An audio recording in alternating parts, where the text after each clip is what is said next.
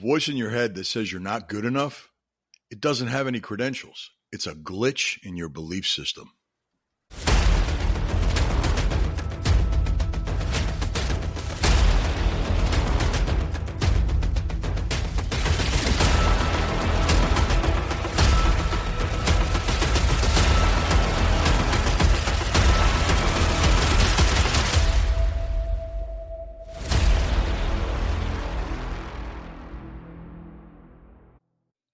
Hey everyone, welcome back to the Leaders Realm podcast, a place where we talk real leadership, real growth, and how to live and lead with purpose. I'm your host, Tony Cammarata, and today, man, I got to tell you, I am just flat out fired up. We're going to dive into something I know so many of us deal with, whether we talk about it or not.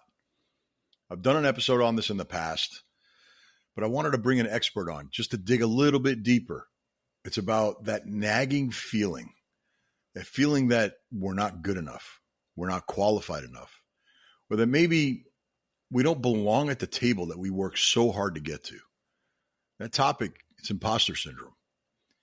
My guest today is someone who, he doesn't just talk theory, he lives this work. Dr. Aaron Norton is a licensed mental health counselor, a licensed marriage and family therapist, a professor at the University of South Florida. He's board certified in addictions, trauma, forensic evaluation, you name it. He's got more than 2 decades of experience helping people break through their mental roadblocks, shifting their patterns, and ultimately heal. We're going to talk about what imposter syndrome really is, where it comes from. We'll get into cognitive behavioral therapy, CBT, what it is, how it works, and how it can help you. How it can help you face down fear, face down self-doubt. And of course, we're going to hit all the practical sides of this stuff, how to apply it in your life, and how you can actually start applying some of this stuff today.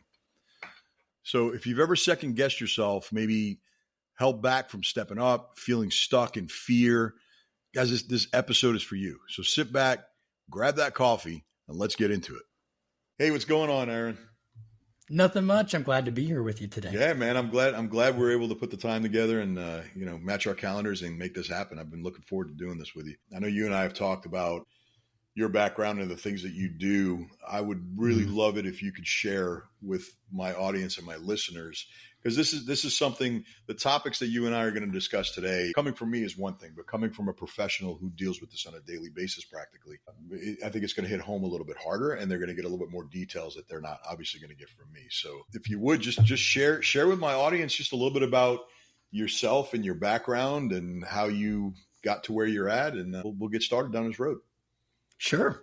Well, I am a licensed mental health counselor and a licensed marriage and family therapist with board certifications in addictions, trauma treatment, and in forensic evaluation. And I'm a psychotherapist. So I help people to accomplish goals and to address problems and aversive emotional states, and in many cases, mental disorders through a strategic helping relationship. Nice. And I also teach and train and supervise other therapists. And sometimes I provide evaluations for the courts or other legal proceedings and some expert witness testimony in cases that require the expertise of a mental health professional. And I also teach at the University of South Florida as an assistant professor of behavioral health care. Nice. And when I was growing up, I don't think I ever thought about being a therapist. I don't know if that thought had ever entered my mind at all. When I was a kid, I thought that I was going to be a criminal investigator, really, cool. Probably for the FBI, providing criminal profiling and behavioral analysis. But that's obviously not where I ended up. And truthfully, I was very anxious and depressed growing up, and probably so much that I didn't fully realize it because it was just sort of normal to me. But as time went on and I had more experiences and learned more about people and about life, I sensed that this is not normal. This is not healthy. And I should do something about it. And wow. I reached a point where I was depressed and anxious enough that I wasn't functioning very well. I get sort of like cloudy, kind of foggy. I can remember I drove through a McDonald's drive-through and got a combo value meal. And then I drove off and I remember like a couple hours later, sitting thinking, wait, I didn't eat today, did I? And then I remembered going through the drive-through and I remember paying, but then I realized I didn't pick up the food. I just drove off. How about that? And it was hours later, then I realized I never actually ate, never even got my food, just drove off without it. But that was, those were just a few of many signs that something was not going okay and I should do something about it. So when I was 19, I started seeing a therapist, and I also started learning a lot about cognitive behavioral therapy, or CBT, and then also about Stoicism, the ancient philosophy that inspired a lot of CBT. And everything I was learning was really resonating with me. And I remember thinking that I wished I'd learned about CBT years ago because it might have saved me a lot of pain. Now, when you say CBT, just so my listeners understand, what exactly is CBT? And we're going to get into more details of that later, but just to break down the acronym. Yeah, cognitive behavioral therapy. Okay. That's what CBT means. And I guess I have a lot that I could say about it, but maybe the short version for now is it is therapy that focuses on changing thoughts and behaviors, cognitions and behaviors. So CBT. Outstanding. So it could definitely help with reframing the way we talk to ourselves and act towards ourselves. Absolutely. Yeah. Cognitive restructuring and reframing. Those are some of the interventions that we use in CBT, but it's a very diverse umbrella of strategies and approaches also. So, all right, this is going to fit in well with the next question that I'm going to ask you, and something that we've kind of touched on briefly in our conversations prior to. So one of my episodes that hit home for a lot of people, only because of the feedback that I received, was the episode that I did on imposter syndrome. Mm. So what, in your professional opinion, in your experience, what exactly is imposter syndrome? I mean, like what is the actual clinical diagnosis or the pattern of behavior or experience? All right. So it's not a clinical diagnosis per se. You won't see it in the Diagnostic and Statistical Manual of Mental Disorders or in the International Classification of Diseases, but you will find elements of what we call imposter syndrome in a variety of mental disorders. Or for that matter, you can experience imposter syndrome and have no diagnosable mental disorder. But the way I would define it is a psychological experience in which people who have a verifiable record of accomplishments persistently feel like a fraud, as though they're lacking in competence or they're undeserving of their success. And that phenomenon can lead to feelings of self-doubt, anxiety, and a fear of being exposed as a fraud. What will happen when they figure out that I don't really know what I'm doing, or that I'm not good enough, or that I'm inferior or inadequate with this thing that I'm so wrapped up in? Okay. So it can contribute to or be part of performance anxiety, excessive anxiety about a variety of social interactions, excessive guilt or worthlessness, poor self-image or self-esteem, underlying perfectionism is also going to be attached to the syndrome in many cases. There could be self-deprecation. So it can be associated with a whole slew of problems that may or may not involve mental disorders. And so, all right, so there's no clinical diagnosis for it. In your experiences in working with your clients, where do you find the most common ground as far as where it comes from? Is it rooted in childhood? Is it trauma? Is it pressures from work? Is it a combo of all of it? What have you been able to identify? Because obviously you've spoken with a lot of people that struggle with imposter syndrome.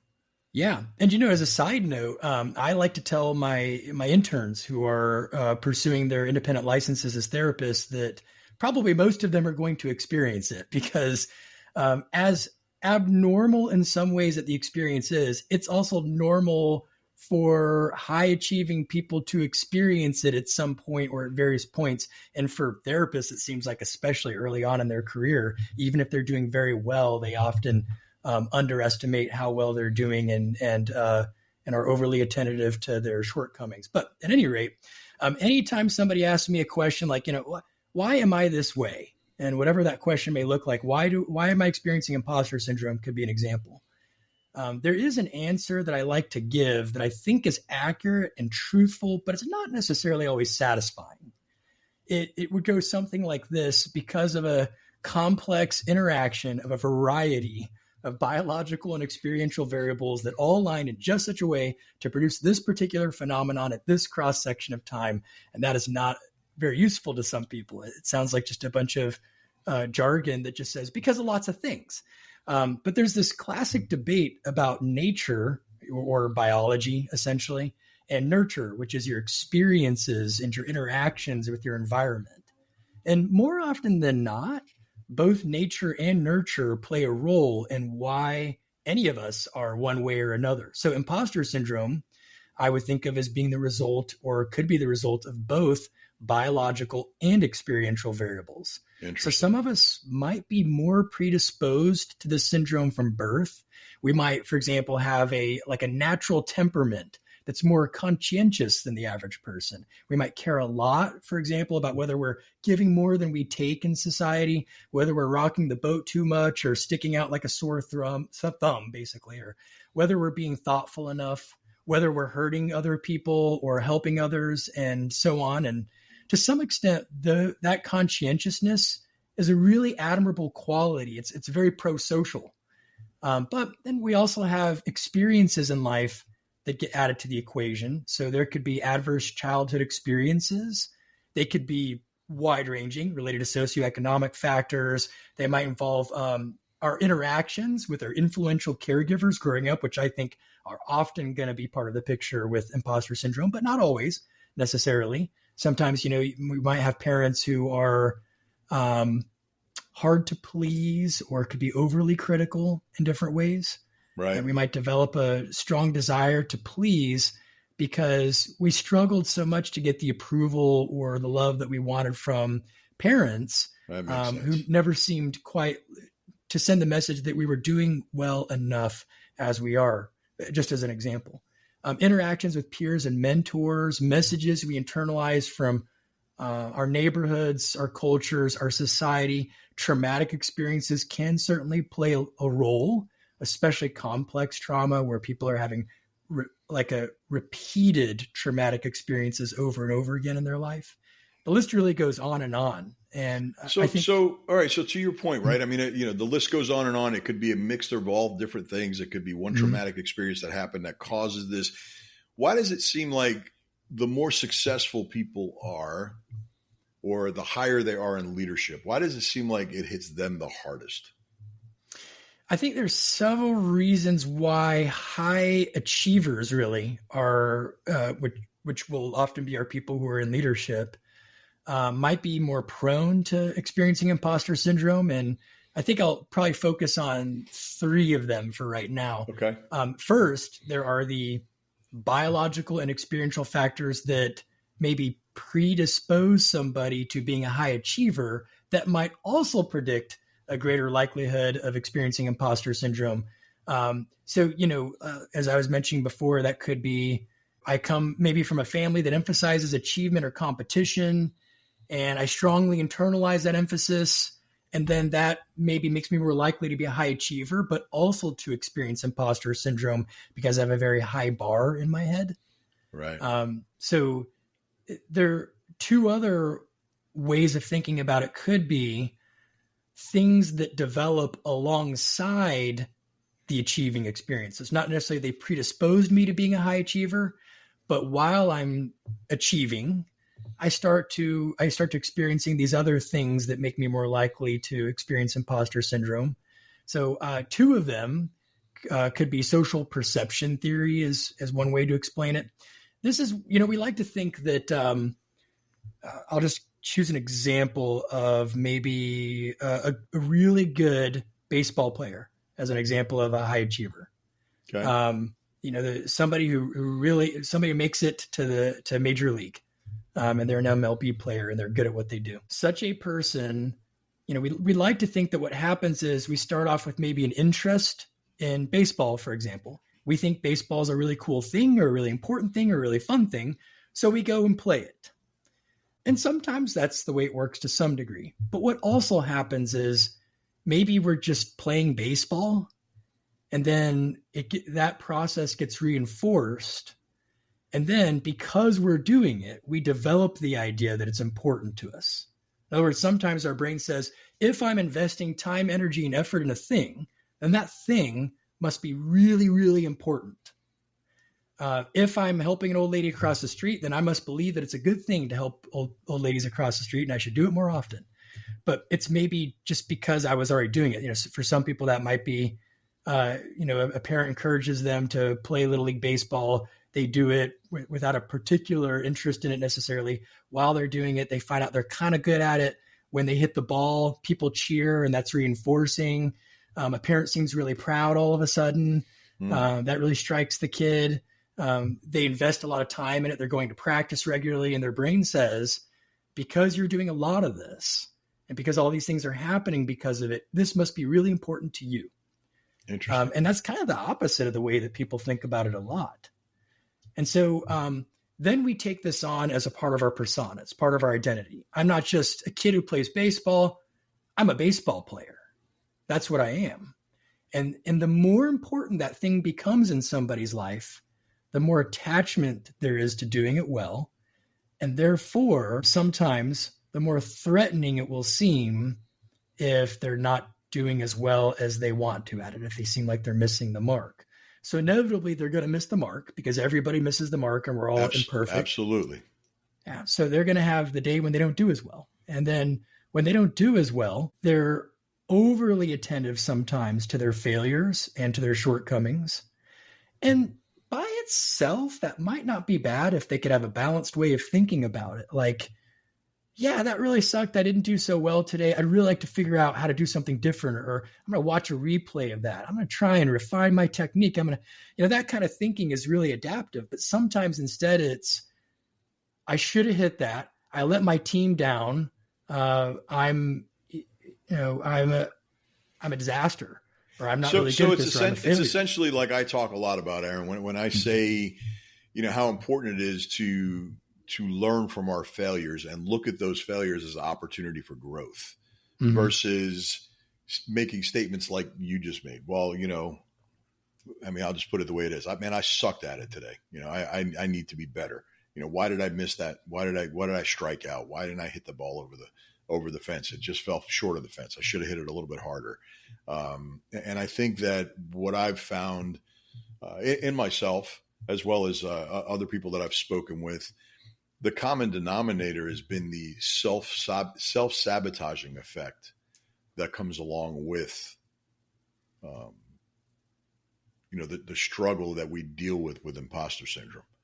Yeah. And so now I'm curious as to how CBT can come into play to help someone in dealing with this type of thing, the self-doubt, the self-sabotage, the feeling of not being worthy of achievement, all of these things that you've been touching on. How do we take control of that by utilizing something like CBT? What are some of the things that would stand out as, man, this could really help me? All right. Well, I guess I'll start by saying that something that's good to remember about discussions about CBT is it really is kind of an umbrella term for a large number of therapies. And so there are different approaches, different interventions and techniques underneath that broader concept of CBT.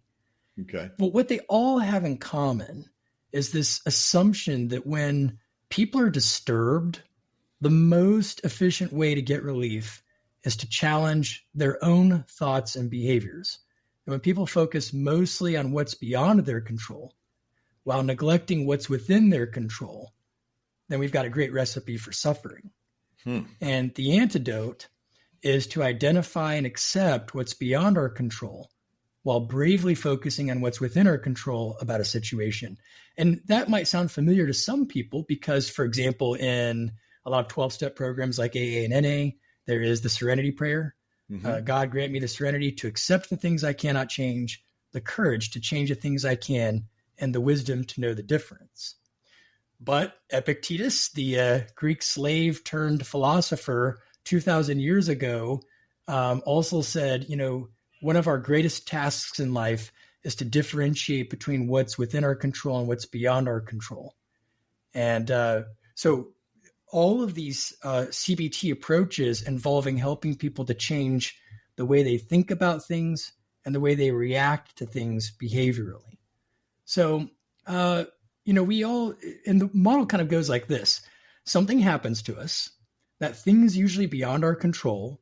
And even if hypothetically we could have done something to prevent it, now that it's already happened, we can't because we can't go back in time. So this thing happens, and then our brain processes the things around us. It takes in all this information. That's the cognition part. It makes sense of it all. It assigns meaning to it. And it does it through a unique filter. We all have these unique filters. One of my big ones is, how did I screw this one up? Because that's my initial assumption about any time things pretty much don't work out the way I think they ought to. And that's connected. That's a surface level thought, or some people call it an automatic thought. It's connected to what in some models of CBT would be referred to as a core belief or a schema that looks something like, I'm inadequate, I'm worthless, I lack value or worth, I'm not good enough. And that's a big core belief for me, wow. Which every day is being activated in one way or another. And part of my goal is to become consciously aware of it when it's being activated, to recognize it, kind of nod at it as my brain's, albeit misguided attempt to try and keep me safe and do well. But it's actually causing more harm than good in the current context. And then it's to shift my focus and attention to a different way of thinking, or to deciding what would be the best thing to do about this particular situation. So if we go back to the baseball example, maybe I struck out at a pivotal moment in a game, my team lost. I'm thinking to myself, I should have pulled it off. I shouldn't have missed that pitch. I screwed my team over. I'm a disappointment. I might feel frustrated, hopeless, insecure, and nervous about my next game. I might notice unpleasant physical sensations in my body. Maybe there's a tightness in my throat, or maybe this sort of butterflies in my stomach feeling, increased heart rate, more shallow and rapid breathing. And so there's some serious physical things that come along with this if you really allow it to take over. Yes, the brain and the body are connected. We're not too big on mind-body dualism in the CBT approach. We recognize that all of these things are connected. Like for you to have a physical reaction to something, your brain has to process information. And that's the cognitive piece. And it's going to create the experience of emotion alongside the physical sensation or experience. And then you're going to behave. You're going to react in some way to what you've experienced. So when you're trying to work through these negative thought patterns, what makes the CBT approach effective when it comes to those things? To feel fear, my brain has to perceive threat, or at least a possible threat. It just as an example, I'm using fear as an example, but there could be other things I experience, self-doubt, fear, whatever it might be. Right. Cognitive strategies in CBT, the cognitive strategies can reduce the perception of threat. Mindfulness strategies, which we didn't get into this yet, but they're like 3 waves of CBT, and mindfulness is the 3rd wave. They can help people to anchor themselves in the moment despite or alongside that perception of threat.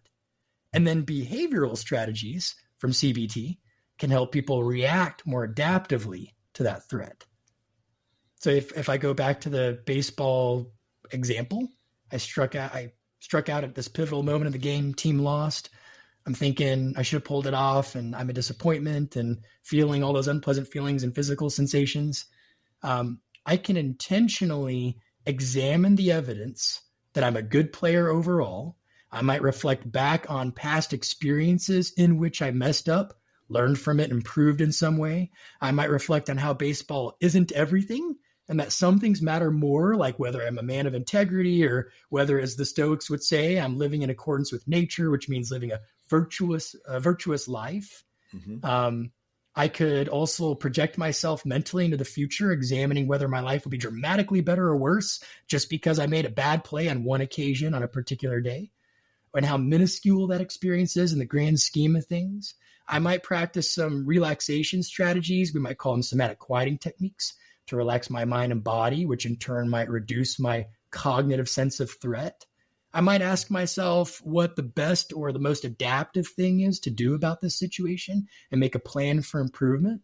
I might ask myself what's within my control about this situation, brainstorm strategies and try to adopt like a sense of curiosity, optimism, and wonder when I do it instead of a desperation.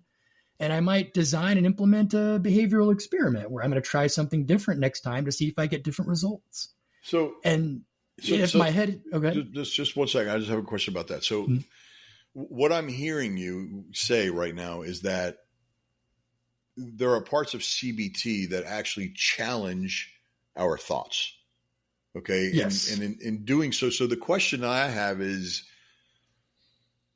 how would you recommend that someone approaches or even begins to start that process when fear itself feels so real at times? That self-doubt, that fear, it feels like it's just so real that I can't even imagine what it would be like to tackle that.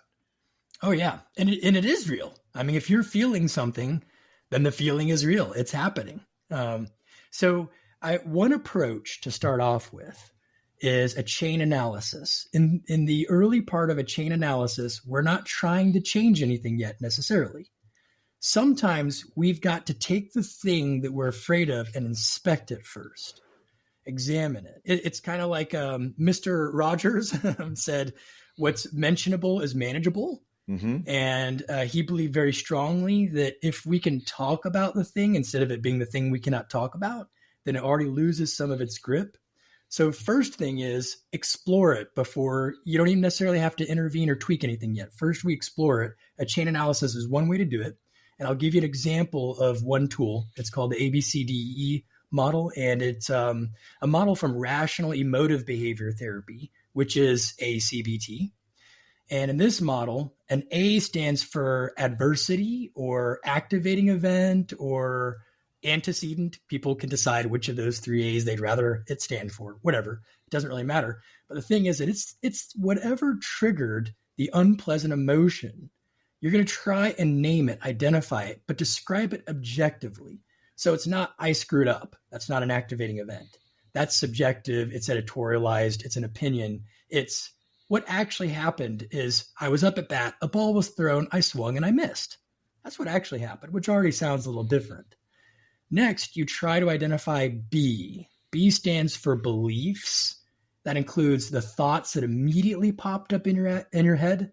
It includes your attitudes about what happened, and even those deeply held beliefs about yourself or life in general that were activated when A happened. Sometimes it's hard to identify the next step, which is B's, until you've looked at C's. But nonetheless, B's B's are beliefs, and it's hard for some people to identify them until they've gone on and looked at C's. But sometimes we get really good at looking at our B's without having to examine C's. So B's are it's all that chatter in your head after the thing happened. That's the I'm a disappointment. That's I should have hit that ball, whatever the case might be. And it also can be I'm inadequate. I'm not good enough. I'm worthless. So then we move on to C's. C's are consequences. And consequences, they can be emotional, which are here you might name the emotions you experienced.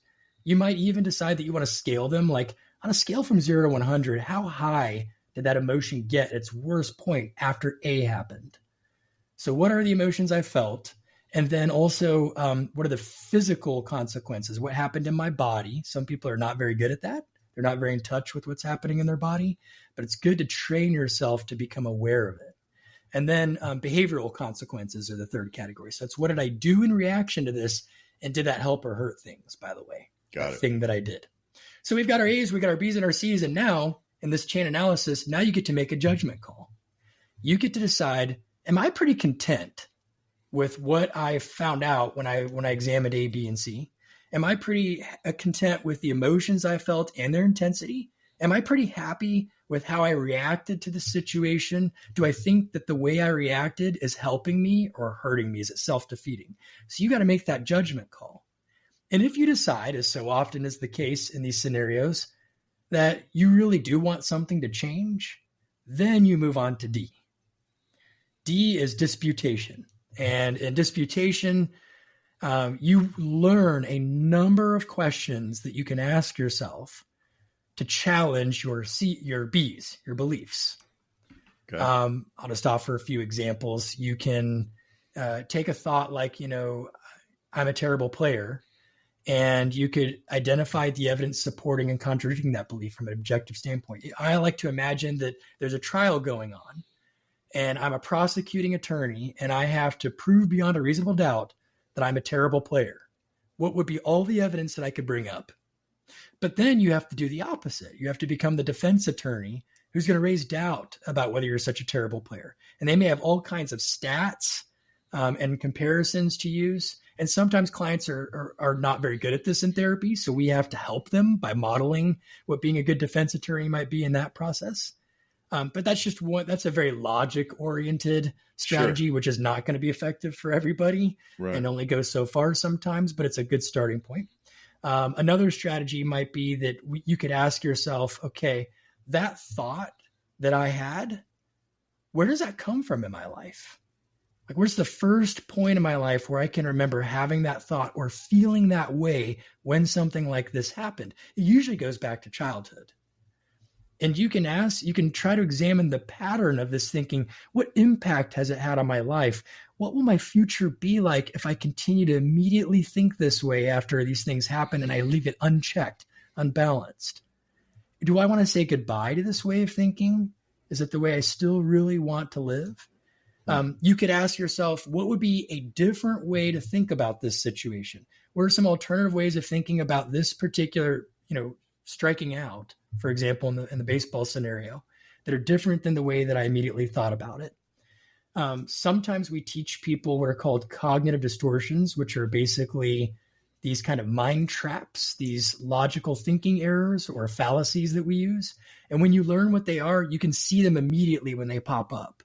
And then there's an antidote for each one of them. So it takes a great deal of self-awareness to be able to identify these things and develop the part of the brain, the muscle, that will react in that way to say, now, wait a second, this is what's happening right now. I mean, would you agree with that? Or, absolutely. So how would I, just starting out in this, let's face it. So fear and doubt, obviously, together, they're like the perfect recipe for disaster, right? They kill dreams. They hold people back from launching their businesses. They're leaving bad relationships. It just keeps people from stepping up and really becoming what they're called to become.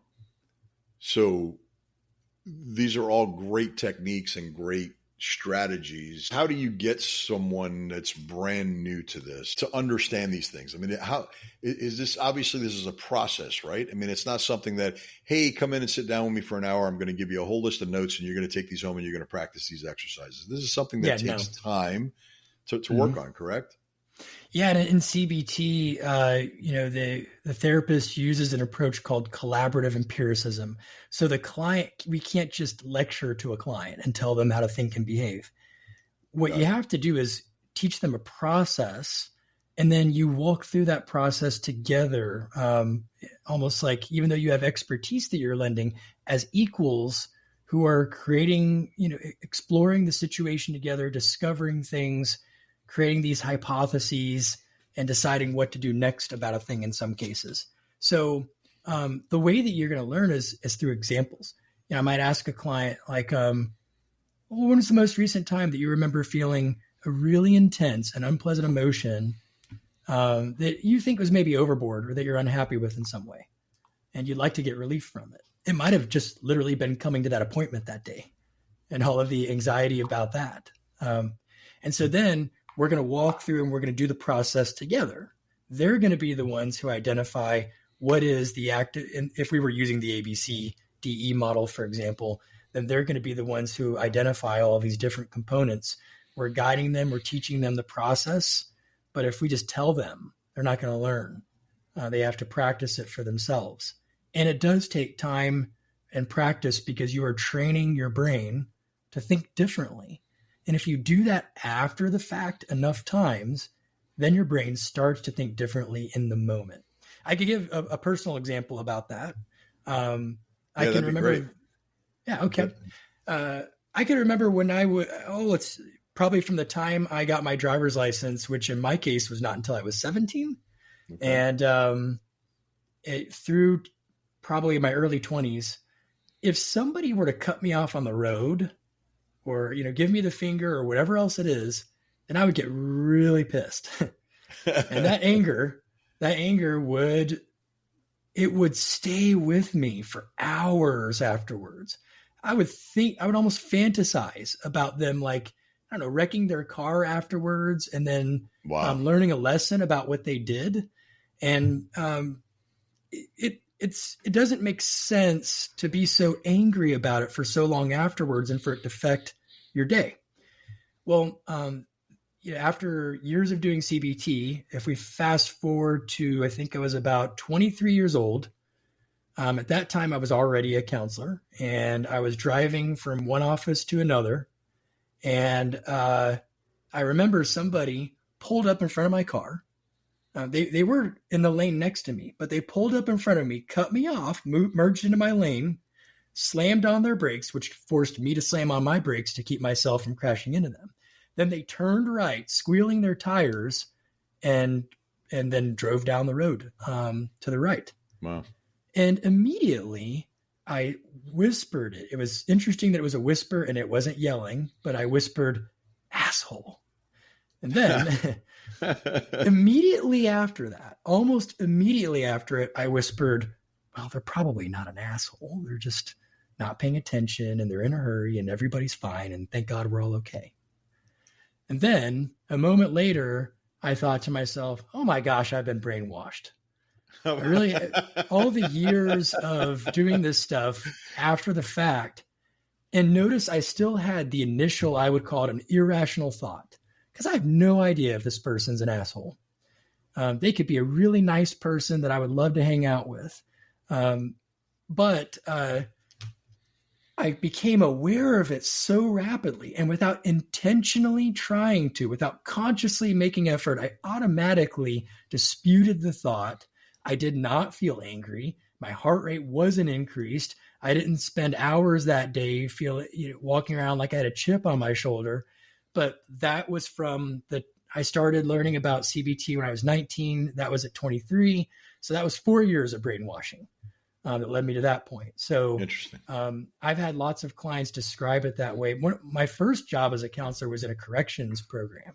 Okay. And it was 16 to 26-year-old males who had all been adjudicated as adults, and they were sentenced to a minimum of 12 months of residential treatment followed by outpatient and probation instead of going to prison. And I can remember a guy who came in, and this guy was seething with anger, and he knew it, and he knew it was a problem. Hard to admit a lot of times, but there was an occasion where there's this Medline where the patients, when they if they were at a point in the program where they're allowed to leave property and go to work during the daytime, right? Then they come back to the Medline and they get their medication for the evening. So he comes back to the Medline and he gets to the front, and there's this little petite pregnant nurse, and she says, "Can I see your ID?" And he realizes he left his ID in his dorm room. And he's like, "I don't have it. It's in my dorm room." And then she's like, "I need to see your ID to give you your meds." And the guy blows up on her. He starts yelling, you can't take what's mine. Those are my meds. I have a right to them. You know who I am. He calls her a few expletives. He balls up and he starts moving towards her, and other guys had to step in and walk him away as he's yelling at her across the room. Well, this is a problem because that kind of behavior can get you discharged unsuccessfully and you end up in prison. So he's literally jeopardizing his, going to prison just by having a blow up like that. So he meets with me afterwards and he's like, listen, I know I overstepped. And I started telling him about, the ABCDE model of RABT.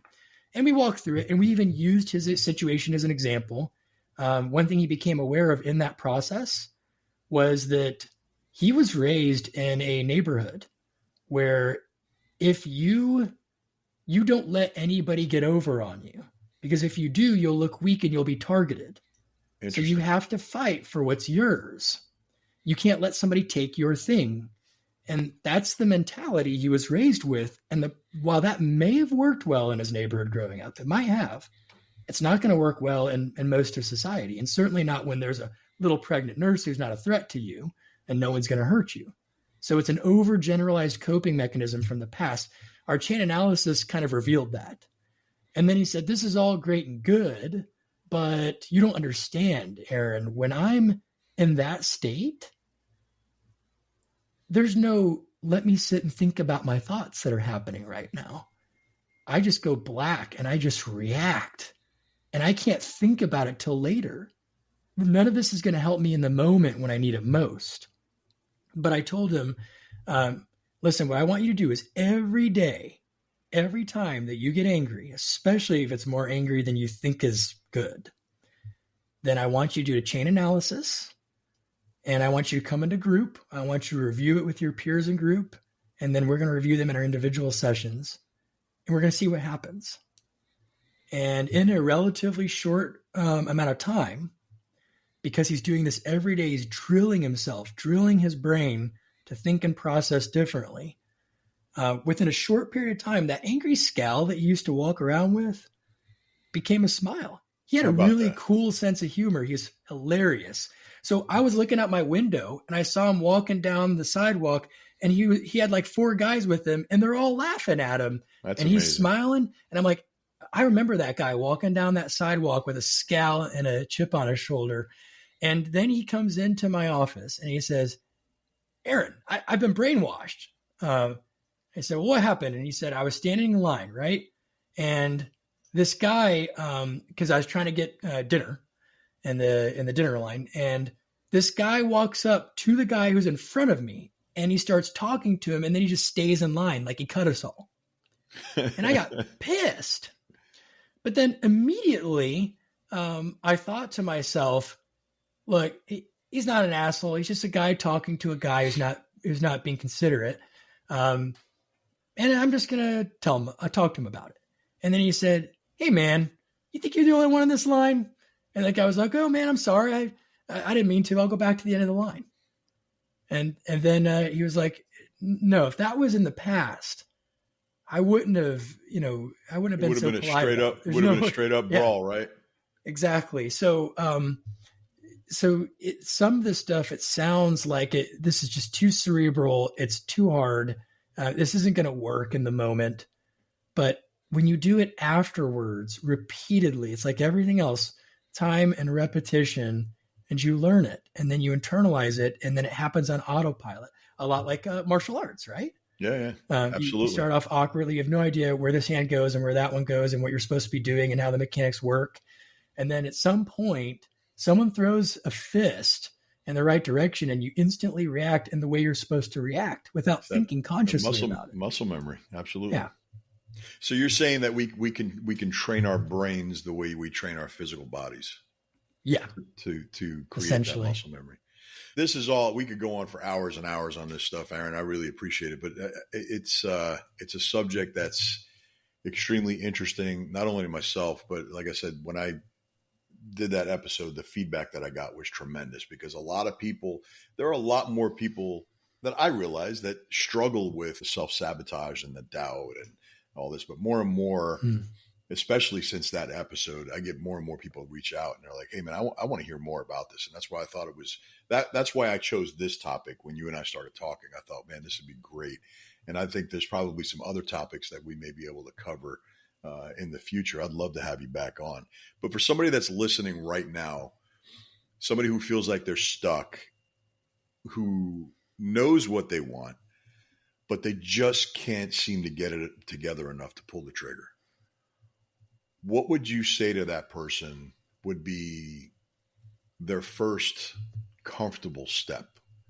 Because, we know none of this stuff is comfortable. And listening to all of these acronyms and putting this together and the chain analysis and all that, some of us don't want to get that real day one. So what would you say to one of our listeners that's stuck, or even to myself, if I came to you and said, man, I am just stuck and I know what I want to do. I know what I need to do. I just can't get to the point of pulling the trigger.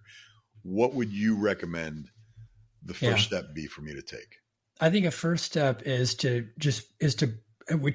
And that scenario is already being done because you're already talking about it. But the first step is to break the cycle of avoidance by examining your fear for what it really is.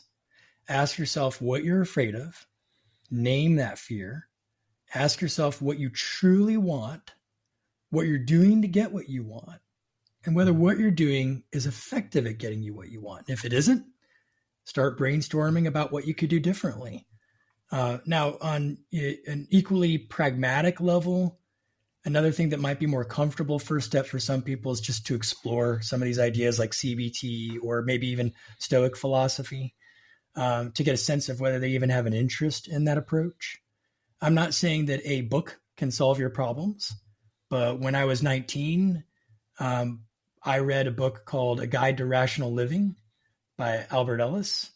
And I thought, man, I could really see how this could help me. And I wish I'd read this years ago. There are some other great options like How to Think Like a Roman Emperor by Donald Robertson is a good one. Okay. He's a CBT therapist from Scotland who now lives in Canada. He has some great podcast. And if in the more pop culture kind of self-help category for some more casual readers, there are books like The Obstacle is the Way by Ryan Holiday. Or another one, you might have to bleep this out, The Subtle Art of Not Giving a Fuck by Mark Manson. I don't know if I'm allowed to say that on your podcast, but Listen, I'm all about being authentic, man. Just lay it out. All right. There. So another thing you could do today, which I know some people are not going to be comfortable with, and that's fine. But if you're pretty sure you like this approach and you want relief, you could find a CBT therapist, schedule an appointment. There's no shortage of options out there. Well, that brings up a really good point. So again, this has been phenomenal, and I've got so many questions in my head. I think we could probably go on for 3 days. But obviously, I do my best to keep things as compact as possible because my whole thought process is, our attention spans are not massive. Number one. Number two, I try to keep things kind of limited to a commute. I'm not sure how much time we've spent, but I know, like I said, I feel like we could spend hours and hours talking about this stuff, but just talk to our listeners today. If they want to learn more, take a deeper dive into CBT or even work with you, tell the listeners where they can connect with you or either you sure. or some good resources that they can grab. So yeah. Well, my website is anorton.com. I won't pretend it's the best website ever, but it's there. And okay. I can be reached through email at me, that's just M as in Mikey as in Echo, at anorton.com. You can connect with me through social media using the icons on my homepage. I like to post a lot of wellness news and information regularly. I'm not accepting any new therapy clients right now because my schedule's pretty full, but other therapists at my practice are. Okay. And those therapists can be found at integritycounseling.net. Another good way to find a therapist is Psychology Today Therapy Directory. Just Google it. It'll be the first thing that comes up. You can use an advanced search to limit your search to certain approaches like CBT or okay. To somebody who accepts your insurance, for example. So that's another good resource. Outstanding. Awesome. So last question I'd love to ask you. So if you could leave our audience today with one powerful mindset shift, something that they could take today, they could just move forward in their life, whether it's, leadership or overcoming some of these obstacles that they're having, what would that be? I'd say that for some problems in life, you can't go over, under, or around it. The only way is through. So find a different way through it. Wow. Okay. Yeah, that's pretty awesome. Well, listen, man, I appreciate your time. I know you're busy. I know your schedule's pretty tight. I really appreciate you taking the time to come on with us today. And I really hope that this generates the kind of feedback that I've gotten in the past. It'll create a buzz, and maybe we can do this again in the near future. Yeah, it sounds good. I'd love to be back. And thank you for having me today. I really appreciate you covering this topic. Yeah, it was a lot of fun, man. And as you know, there's a lot of topics, and I mean, we struggle, man. We struggle. A lot of people struggling with a lot of things, especially today. There's just a lot of issues out there and a lot of societal pressures and different things that are keeping us from achieving our goals, that are keeping us from really achieving what we're meant to be, what God has called us to be and become. And I think it's important to be able to get different perspectives in different ways, so what's comfortable for one person may not be comfortable for another. And together, I think we can make a powerful force to help some people grow. So listen, man, like I said, I appreciate it. And I look forward to doing it again. And I'll see you out there on the mats, man. All right. I'll see you there. All right. Wow. What a powerful conversation today, guys. A huge thanks and shout out to Dr. Aaron Norton for joining me today and dropping some real actionable wisdom. If imposter syndrome, fear, or doubt have been messing with your momentum, just know that you're not alone and there is a path forward. So guys, if this episode hit home for you, do me a favor, share it with someone who needs it, leave a rating, a review, and hey, let me know how it actually resonated with you most. And remember this, guys, you were made for more. Just keep showing up, keep growing, and keep leading with heart. So until next time, this is Tony Cammarata, and always stay fast, stay fluid, stay flexible. Be the absolute best that you can be, because your best is yet to come.